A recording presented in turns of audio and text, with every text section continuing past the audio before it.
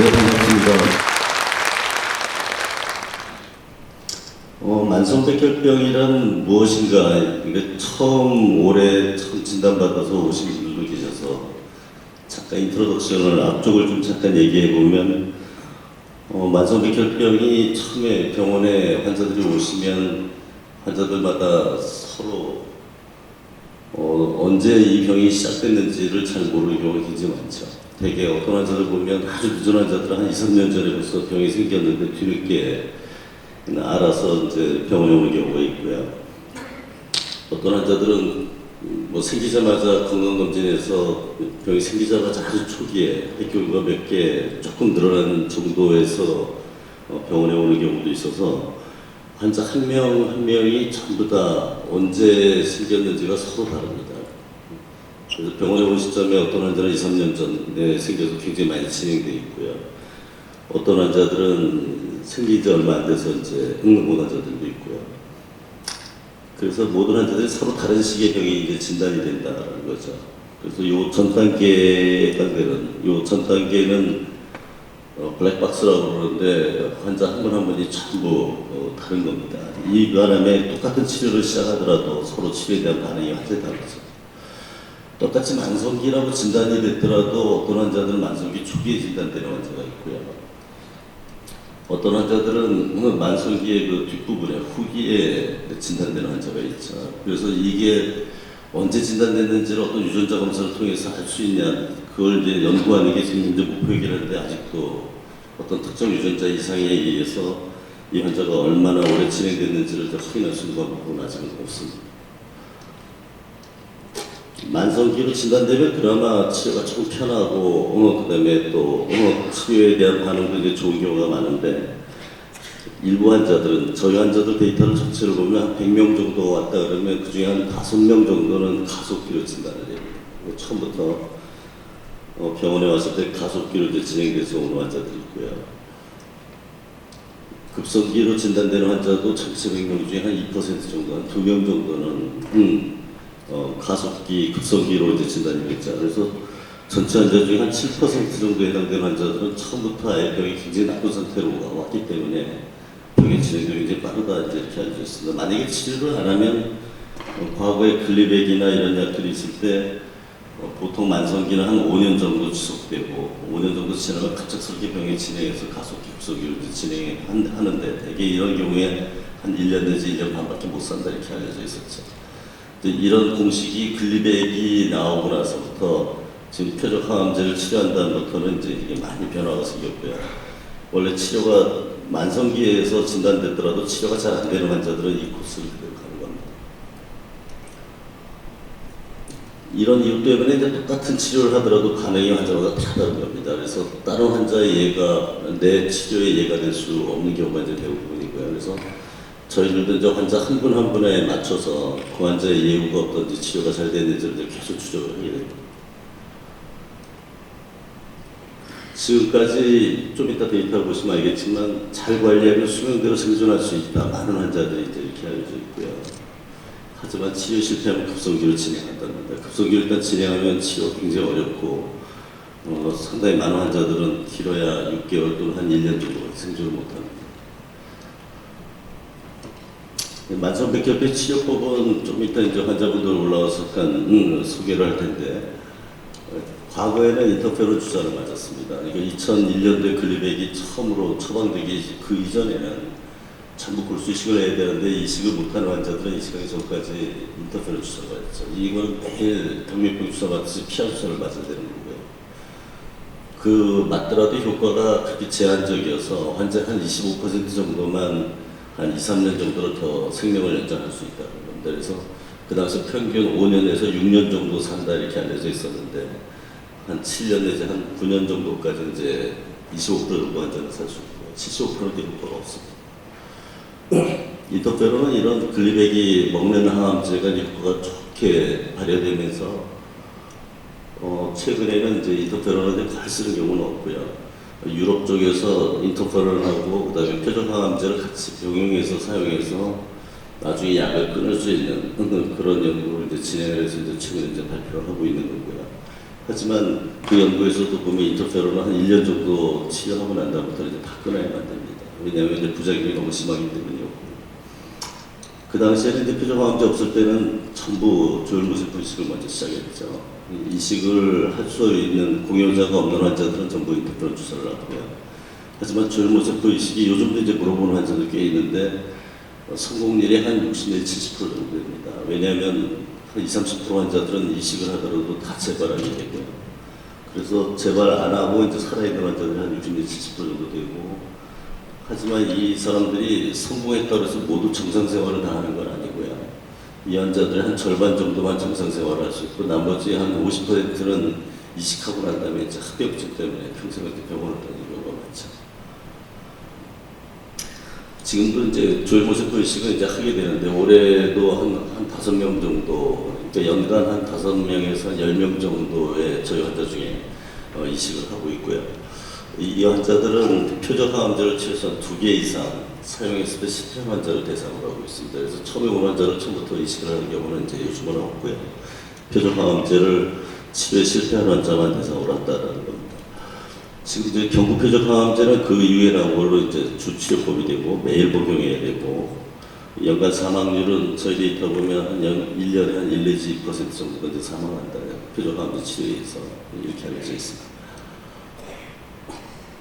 현재 서울성모병을 사용하고 있는 표적항암제는 저희가 2001년도 5월 15일부터 이제 첫 환자를 처방하기 시작했던 글리백이고요. 부작용이 뭐 부종, 구역질, 근육경련, 설사, 피부발진, 출혈 뭐 이런 것들 그 1세대라고 얘기합니다. 처음으로 이제 이 글리백이 만들어진 게 최초의 이제 표적항암제고요. 그다음에 이제 스프라이셀, 그다음에 타시그나, 슈펙트, 그다음에 보슬립, K0706 이거는 이제 2세대 약들고요. 알지만 이 스프라이셀이나 타시그나, 슈펙트, 보슬립 이런 약들은 보면은 전부 부작용이 각각 다릅니다. 그래서 환자마다 똑같은 약을 쓰더라도 부작용이 다르지만 이런 약제들도 또 서로 부작용이 다르다는 거죠. 그래서 그 환자한테 어떤 환자한테 어떤 약을 골라서 사용하느냐라는 거는 그 환자가 가지고 있는 과거 병력이나 이런 것들 종합적으로 판단해서 약을 고르게 되고요. 저희가 지금 이제 인공지능을 개발하고 있는데 저 대신 나중에 이제 진료를 하게 될 인공지능을 울산과학위원회 이제 그 산업공학과 컴퓨터공학과의 교수들하고 좀 개발을 시작했고요. 그게 그걸 개발하는 그 이유 중에 하나는 이런 겁니다. 약마다 역적이 다 다르고 환자마다 똑같은 약을 쓰더라도 그에 대한 반응이 다 다른데 어떤 약을 얼마나 정확하게 선택하느냐라는 건 굉장히 중요하거든요.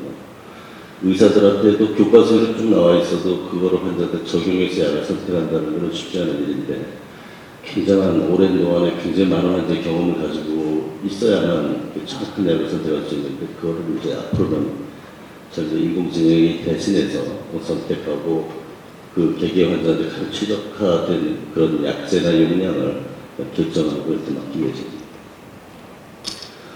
이쿨식이라는 게 프나팀이라는 약은 1세대, 2세대를 써서도 안 되는 경우에 315번 돌연변이가 생기는 경우가 꽤 많이 있는데, 그런 돌연변이를 타겟하는 게 이제 이쿨식의 3세대라고 얘기하고 있고요. SC민입이라고 최근에 2014년부터 한 5년 전부터 저희가 임상시험을 시작하고 있는 게 노바치스가 만든 4세대 신약입니다. 이 약은 이 1세대부터 3세대까지 이 약들이 공격하는 그 부위 이외에 또 다른 부위를 공격하는 약으로서 앞으로는 이 4세대 약하고 이 1세대, 2세대, 3세대의 약들 이 약하고 병용하는 치료를 아마 앞으로 한 5년 이후에는 전 세계적으로 아마 상당히 그런 두 가지 병용요법이 굉장히 이제 흔히 사용되는 가능성이 많습니다. 복용법은 다 다르죠. 글리백은 식사와 함께 또는 식사 끝나자마자 위에 음식이 있을 때 먹어라 이렇게 돼 있고요. 타시그나하고 슈펙트는 공복 시 아무것도 먹지 않은 공복 시 상태에서 이제 먹어라 이렇게 알려져 있고, 스프라이셀은 또는 이크루식 이 두 가지는 식사하고 전혀 관계없이 이제 복용할 수 있다 이제 이렇게 돼 있고요.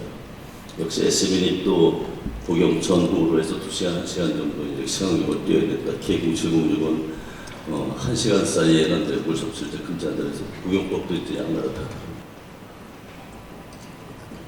검사는 주로 염색체 검사하고 뭐 유전자 검사를 하게 되는데, 이 검사하는 방법은 매 3개월마다 이제 진행하는 걸로 있고, 염색체 검사는 골수를 뽑아야 되기 때문에 조금 고통이 있기 때문에 진단 당시하고 완전 염증체 반응을 보일 때 대개는 한 3개월일 때 한 2번 정도는 반드시 해야 된다는 제기가 있습니다. 유전자 검사는 그 이후로도 피만 뽑아서 할 수 있기 때문에 3개월마다 계속 치료가 잘 되는지 확인해라라는 거고요. 돌연변이 검사나 이런 세포 표면 항원 검사는 병이 약이 안 들었을 때 또는 병이 급속도로 진행할 때 이제 사용하는 걸로 되어 있습니다. 이게 정상적인 코스죠. 처음 치료를 시작하면 암주전자, 백혈병 세포를 이렇게 계산하는 암주전자는 이런 식으로 급속히 처음에는 굉장히 빨리 가파르게 떨어져야 되고요. 한 6개월 정도 경과하면 이제 서서히 줄어드는데 이 커브는 이제 뒤에 갈수록 점차적으로 이제 느리게 이제 내려가죠. 이거는 이제 줄기세포, 실제로 이 백혈병을 만드는 그 어머니 세포가 이제 죽기 시작하기 때문에 서서히 줄어드는 거고요. 이 처음에는 그 많았던 그 자손 세포들이 먼저 죽기 때문에 유전자가 급격히 이렇게 감소하는 겁니다. 처음부터 듣지 않는 환자들이 있습니다. 약 한 5% 정도, 100명 중에 한 5명 정도는 약을 아무리 좋은 걸 쓰더라도 처음부터 내성이 생겨서 아예 약에 대한 반응이 없는 환자들이 있고요. 치료는 잘 되는데 어느 순간에 갑자기 암세포가 이제 늘어나기 시작하면서 이제 재발하는 경우가 있죠. 이 재발하는 경우는 약 한 10년 동안 관찰해 보면 약 한 10 내지 15% 정도 환자들은 치료가 잘 되다가 이제 재발하는 경우가 있고요. 서로 두 가지는 원인이 조금씩 다릅니다. 최적 반응은 어떤 거냐면 치료를 시작하면 어느 치료가 진행되면서 3개월째는 유전자가 10% 이하로 떨어져야 되고요. 약 한 10배가 됩니다. 6개월째 되면 1% 이하, 9개월째 0.1%, 12개월째 되면 이제 0.1% 이하로 떨어져야 됩니다. 약 한 1000배 정도를 줄어들어야 되는데 중간에 약을 많이 쓰든 약을 바꿨든 약을 중간에 끊고 안 먹었든 상관없이 약 시작한 날짜로부터 해서 계산해서 12주 될 때, 6개월, 그다음에 12개월, 1년 될 때를 계산합니다.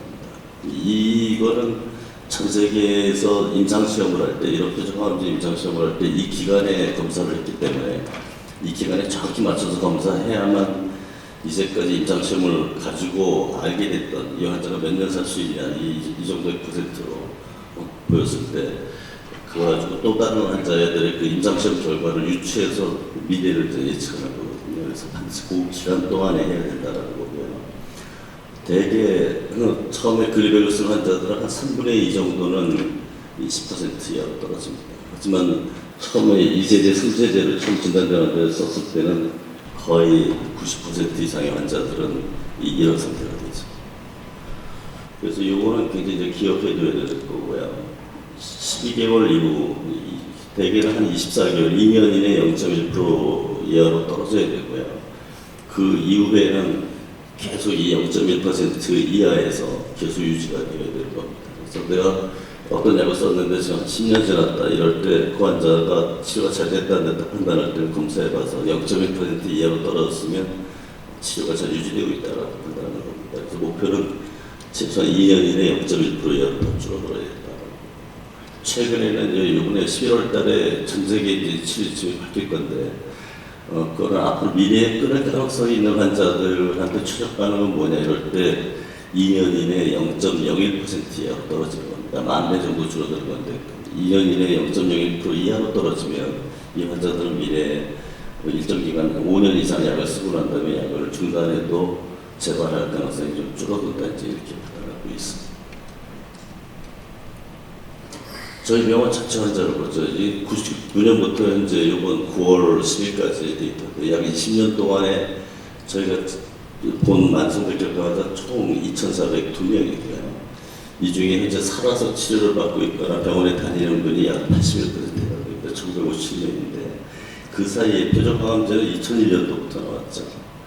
그래서 그 과거에 표적항암제가 쓰여진 게 한 18년 됐고 그 전에 이제 골수치가 됐는데 이 20년 동안에 445명이 사망을 했습니다. 19% 정도였죠. 약 1년에 한 1% 정도 환자가 이제 사망한 걸로 돼 있고요. 저희가 이제 매년 2007년도부터 계산해 보면 매년 저희한테 새로운 환자의 숫자가 위에 있고요. 올해는 지금 9월 달까지 현재 124명 환자가 지금 이제 저희 병원에 왔는데 이 중에 절반 정도는 다른 병원에서 치료하다가 치료가 잘 안 돼서 이제 오는 환자고요. 절반 정도는 이제 처음부터 개인 병원에 들렸다가 치료 없이 이제 저희한테 오는 환자들인데, 이 밑에 빨간 줄 사망자입니다.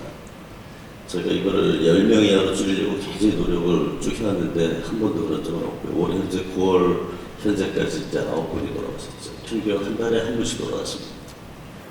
그래서 저희는 조금 이제 굉장히 이런 거에 이제 예민해서 치료가 잘 되는 환자들은 뭐 상관없는데, 매달 제가 사망진단서를 저희 환자 중에 이제 한 분씩을 사망진단서 써야 되기 때문에 저희들은 이제 이 치료를 정확히 하고 진행해서 사망하지 않게 하고 이런 거 이제 굉장히 예민해서 조금 환자들한테는 제가 좀 조금 턱박이라서 약을 정확히 복용해야 된다라고 강조하는 이유가, 그 사이에 벌써 한 20년 동안 445명이나 제가 사망진단서를 써야만 됐기 때문에, 그래서 이제 계속 치료를 잘해야 된다는 이유를 계속 강조하는 겁니다. 생존자가 1957명이나 다니고 있는 환자가 지금 이제 어떤 치료를 받고 있느냐라는 겁니다. 글리백이 약 31% 정도를 차지하고요. 2세대 신약들을 다 합하면 지금 스프라이스라고 타시가 두 개 합하면 약 한 31% 정도 되고요. 슈퍼카는 20%를 차지합니다. 그래서 표적 항암제 쓰는 환자가 이제 거의 한 90% 넘고요. 항암제를 중단하는 환자들, 치료가 아주 잘 돼서 저희가 끊은 연구를 2010년부터 15년까지 5년 동안 정부 연구를 가지고 진행을 했었는데, 거기에 포함되어서 여전히 이제 약을 중단하고 재활을 해서 안 먹고 있는 환자들이 한 10% 정도 되고요. 이식을 받고 난 다음에 살아있는 환자가 한 6%. 그다음에 이크루식 3세대 신약을 쓰고 있는 환자 연구로 이제 쓰고 있는 것들이었고요. 최근 들어서 작년 6월부터 보험에서 처방을 하고 있죠. 약 한 3% 되는데고요. 에시미닙 4세대 신약 임상시험하고 있는 환자가 2%, K0706 3세대 2세대 약을 임상시험하고 있는 환자가 2%, 보술 1%.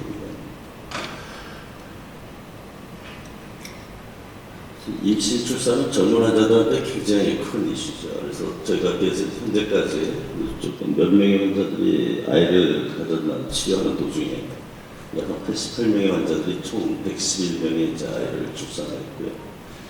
이 중에 남자 아이가 88명, 여자아이가 23명이었습니다.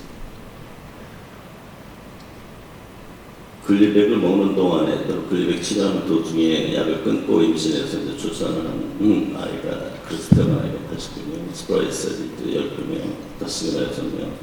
이건 이제 조금 임상시험한 지 이제 오래됐기 때문에 이제 보슬리버스다가 이제 태어난 아이가 1명, 슈퍼크 3명인데, 현재까지는 남자 환자들이 부인을 임신시켜서 출산하게 되는 경우는 큰 영향이 없고, 약을 끊지 않고 계속 약을 복용하더라도 아이한테는 미치는 영향은 없고요. 임산부는 저희가 복용하고 있는 그 약의 한 14% 정도가 폐관을 통해서 아이한테 전달이 됩니다. 그래서 초기에 이런 피로항암제를 쓰게 되면 그 태아한테 이제 여러 가지 장기 손상이 있거나 그 기형아가 태어날 확률이 한 약 100배 정도 높다 이렇게 알려져 있고요. 그래서 임신 초기에 5개월 동안은 가능한 피로항암제를 다 중단을 해야 됩니다. 그래서 갑작스러운 그런 임신 말고 임신을 원하는 그 젊은 부부가 있으면 이 젊은 부부는 반드시 저희하고 이제 상담을 해서 언제 약을 미리 끊고 임신 계획을 세울지 그걸 이제 미리 상의해야 됩니다. 현재까지 저희 환자 중에 아직 기형아가 태어난 적은 없고요. 대부분의 아이들이 지금 건강하게 잘 태어났고요. 대개는 그 임신 계획을 할 때 한 달 전부터 약을 끊고 난 다음에 최소한 11개월 또는 12개월 정도를 이제 끊어야 되고요. 출산하고 난 다음에 수유는 출산하고 난 다음에 한 2주 정도만 이제 초유 있을 때만 수유를 하고 2주 지나면 바로 약을 다시 시작합니다. 끊는 거는 어떠냐? 이제 지금 연구에 참여했던 환자들은 총 어떤 기준으로 끊었냐면 3년 이상 글리백을 복용했고, 이 환자 중에 2년 이상 PCR 유전자 검사에서 계속 제로를 2년 이상 보인 환자, 그 환자만 대상으로 156명을 끊었습니다. 우리나라에 한 14개 대학병원이 이 연구에 참여해서 같이 총 중단했던 환자가 156명이고요. 저희 병원 환자가 이 중에서 한 3분의 2 정도를 차지해서 100명 조금 이제 넘는 환자들인데 저희 병원에서 약을 끊었던 환자. 이 중에 현재까지 약을 안 먹고 있는 환자가 98명이고요. 이 중에 58명을 재발을 했는데, 재발은 0.1% 이상으로 2번 이상 연속해서 유전자가 늘어나면 그걸 이제 재발로 판단합니다. 그래서 곧바로 약을 다시 시작하게 되는데 클리닉을 다시 투여했더니 56명은 또다시 완전히 좋아졌는데 2명이 진행을 했습니다. 이 중에서 한 분은 돌아가셨고요. 한 분은 다른 신약을 써가지고 지금 이제 좋은 상태를 다시 유지하고 있는데 156명 중에 보시면 156명 중에 이제 한 분이 급성으로 넘어가서 재발하고 난 다음에 그러면서 사망을 했거든요. 이런 이유 때문에 이런 중단 연구는 반드시 연구로만 해야 된다라는 게 이제 현재 전문가들의 권고고요. 저희는 이것 때문에 올해 연말이나 내년쯤에 이제 또다시 2번째 중단하는 연구를 정부와 같이 시작할 예정인데 그 기준을 훨씬 더 강화하려고 합니다. 최소한 5년 이상, 8년 이상 약을 쓰고 최소한 5년 이상 유전자가 제로된 환자에 대해서만 중단하는 걸로 그런 새로운 연구 계획에서 이 기간을 굉장히 늘릴 예정이고요. 그렇게 했을 때 제가 시뮬레이션, 이 데이터를 시뮬레이션해 보니까 약간 재발하지 않을 확률이 한 85% 정도 된다. 이 환자 중에서 보면 거의 한 3분의 1 정도는 다 재발했기 때문에 그걸 대폭 줄이는 기간을 늘려서 이제 그런 2번째 중단 연구를 아마 올해 연말 또는 내년 초에 시행을 했습니다. 현재 가장 오랫동안 끊고 있는 환자는 이제 7년 이상 된 환자가 26명이고요. 그러면 6년 이상이 12명, 좀 이따가 이제 한 6년 정도 약을 안 먹고 계시는 환자 잠깐 인터뷰할 건데, 이제 이렇습니다. 이 끊고 난 다음에 또다시 투약했을 때, 이 56명이 또다시 좋아졌는데, 그 환자들이 또 약 중단한 다음에 제로가 된 다음에 2년 이상 계속 유지가 돼서 2번째 약을 또 중단을 했습니다. 22명 환자 2번째 환자가 이제 동해안 환자들과 중단을 했고요. 이 22명 중에 7명은 이제 재발 안 하고 이제 치료 안 한 상태에서 이제 계속 좋은 방을 유지하고 있고요. 이 중에 15명이 또다시 재발해서 또다시 글리백을 재투약을 했고, 이 15명이 또다시 천원 반응을 합니다. 그래서 이런 2번째 중단하는 건 전 세계적으로 이제 연구는 별로 없고요. 이 내용을 보면 일부 환자들, 약한 3분의 1에 해당되는 환자들은 재발했더라도 또다시 중단하면 그 다음에는 그래서 약을 안 먹고도 지낼 수 있다는 거고요. 그 다음에 이 15명 3분의 2 정도는 두 번째도 재발했지만 이 환자들한테 다시 투약했을 때 전원 반응하는 걸 봐서는 약을 이런 경우에 해당되는 환자들은 약을 끊었다 썼다를 반복할 수 있지 않겠냐라는 거 한 가지 하고 또 하나는 제가 내년에 추가해서 연구를 진행할 예정인데 용량을 절반으로 줄여서 이제까지 글리백 같으면 200ml만 쓰거나 타시거나 역시 마찬가지로 200ml만 쓰거나 스파이스 같으면 20ml만 사용하거나 이제 이런 용량을 절반 이하로 줄여서 유지하는 것도 가능할 것 같다라는 생각입니다. 그래서 이런 연구 결과들을 이제 앞으로 미래 중단 연구 대신에 용량을 감량하거나 끊었다 썼다를 반복하는 가설적인 치료 이런 것들을 이제 가능성을 이제 보여주는 그런 연구 결과라고 볼 수 있습니다.